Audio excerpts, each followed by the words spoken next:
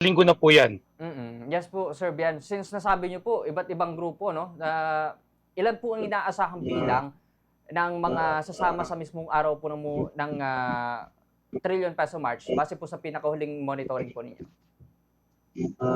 Well, ang namomonitor namin is maduduplicate natin yung mga lumuhok ng November 21, September 21 of this year. Last, yung pagtitipon na yon, more or less nasa 100,000 tayo eh. So we're looking on that same figures or baka mas malaki pa ang lalahok sa darating na November 30. No? Yun yung pinaghahandaan natin para maging maayos ang lahat. Yes po, sir. So paano po natin ngayon kasi nung mga nakaraang ano po sir, may mga yung protesta po, kilos protesta, nagkaroon po ng gulo, no? May mga nagsunog pa. Paano po natin titiyakin sir na wala pong ganung mangyayari? I think, Justin, you're referring to yata yung sa nangyari yata sa Menjola. Opo.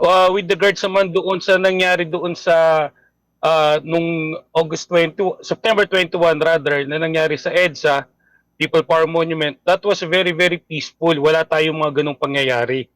At nakakasiguro ang lahat na sa tamang koordinasyon, no, naayos natin na walang anumang hindi magagandang pangyayari ang magaganap sa darating na November 30. Lahat po nakaayos, lahat po ay properly coordinated, at lahat po ng bawat grupong lalahok ay alam po ang mga dapat gawin.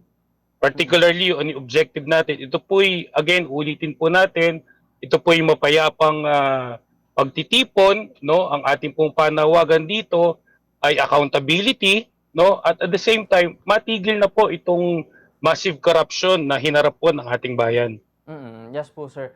Bukod po kasi sa accountability na nabanggit nyo rin po na isa sa mga goal po natin, transparency, masok po yung corruption. Ano po yung may mga ano po kasi sir no, kumakalat din po na gusto po bagsakin din po ang gobyerno dahil na rin po sa usaping korupsyon. Ano po sa grupo ninyo sir, isa rin po ba ito sa ipapanawagan natin or only transparency, accountability po pagsisigawan natin?